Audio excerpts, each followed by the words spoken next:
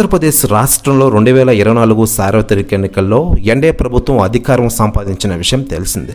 పవన్ కళ్యాణ్ గారు చెప్పిన విధంగా వైసీపీని భూస్థాపితం చేసి ఆ తర్వాత ఎన్డీఏ ప్రభుత్వాన్ని అధికారంలోకి తీసుకురావడానికి చేసిన కృషి గురించి మనం ప్రత్యేకించి చెప్పనక్కర్లేదు.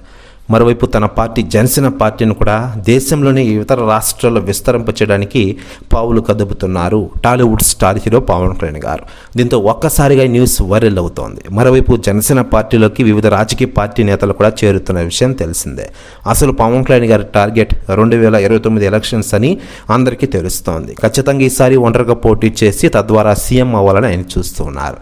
దీనిపై సెలబ్రిటీలు రాజకీయ నాయకులు స్పందిస్తూ ఉండగా తాజాగా విజయశాంతి గారు సంచలన వ్యాఖ్యలు చేశారట. ఆమె మాట్లాడుతూ టాలీవుడ్ స్టార్ హీరో పవన్ కళ్యాణ్ గారు కేవలం తెలుగు రాష్ట్రాల్లోనే కాకుండా దేశవ్యాప్త రాజకీయాల్లో రాణిస్తున్నారని అందరికీ తెలుసు.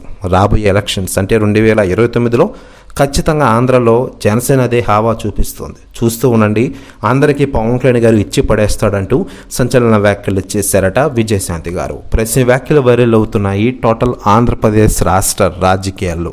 మరోవైపు తెలుగు ఇండస్ట్రీలో వరుస సినిమా షూటింగ్లో తలరిస్తున్నారు టాలీవుడ్ స్టార్ హీరో పవన్ కళ్యాణ్ గారు. ఇటీవలే ఓజీ సినిమాతో మన ముందుకు వచ్చిన ఆయన రాబోయే రోజుల్లో ఉస్తాద్ భగత్ సింగ్ అనే సినిమాతో రాబోతున్నారు.